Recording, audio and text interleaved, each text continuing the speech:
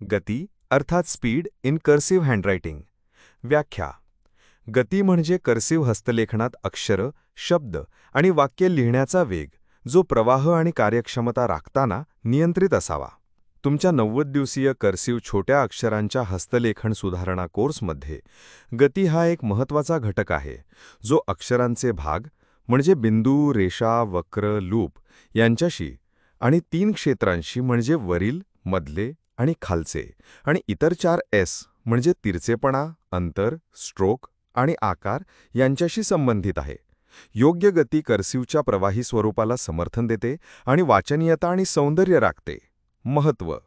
1. प्रवाह.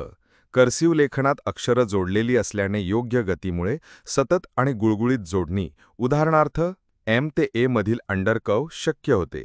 2. वाचनीयता. नियंत्रित गतीमुळे अक्षरं आय आणि जी, बिंदू आय आणि जे आणि लूप्स एच आणि जी अचूक राहतात, ज्यामुळे गोंधळ टाळता येतो. 3. कार्यक्षमता. गती लेखनाला जलद बनवते, विशेषतः लांब वाक्य लिहिताना. THEBIGDWARFONLY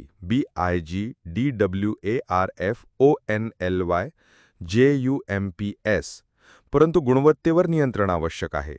4. सौंदर्य. सुसंगत गती लेखनाला एकसमान आणि सौंदर्यपूर्ण बनवते, कर्सिव्हच्या स्टाईलला पूरक ठरते. वैशिष्ट्ये. 1. नियंत्रित गती.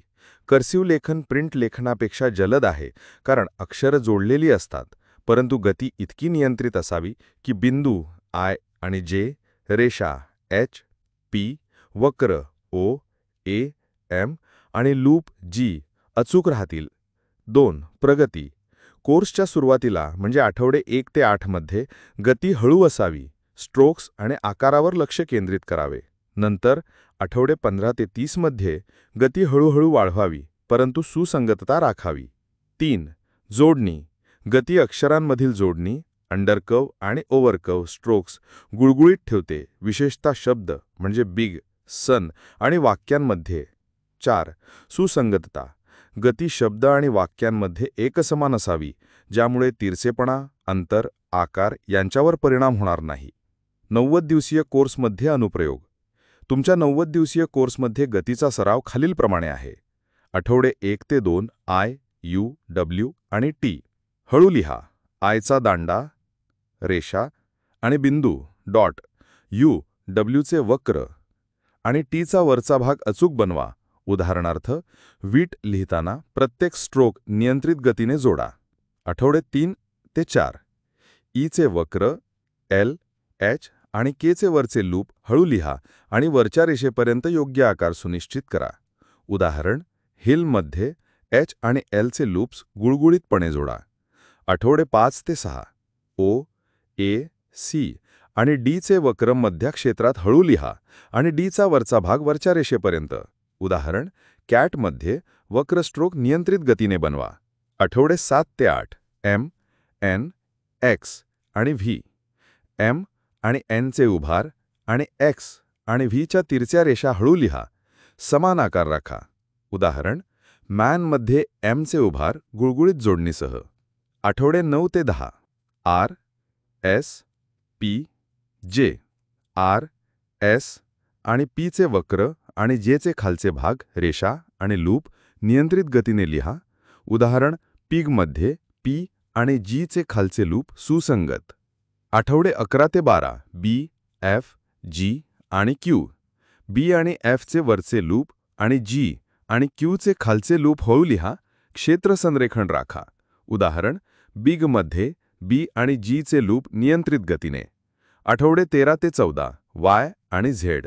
वायचा खालचा लूप आणि झेडच्या तिरच्या रेषा हळू लिहा, नंतर गती वाढवा. उदाहरण, यॉग मध्ये वाय आणि जी चे लूप समानुपाती. आठवडे 15 ते 30 शब्द आणि वाक्य सराव म्हणजे बिग, सन आणि वाक्य the big dwarf only jumps लिहिताना गती हळूहळू वाढवा, परंतु तिरचेपणा, अंतर, स्ट्रोक आणि आकार राखा. उदाहरण, द बिगमध्ये एचचा वरचा लूप, जीचा खालचा लूप आणि आयचा बिंदू गुळगुळीत गतीने. सराव टिप्स. 1. 4 रेषी कागद. आधार रेषा, मध्य रेषा, वरील रेषा, खालील रेषा वापरा.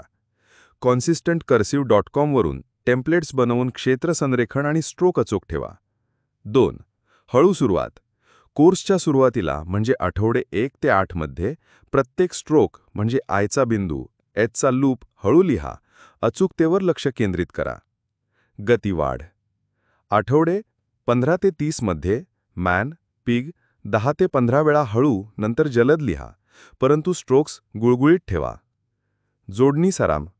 हिट, काऊ लिहिताना अंडरकर्व आणि ओव्हरकर्व स्ट्रोक्ससह गती कंट्रोल ठेवा. व्यवस्थित जवर रचना.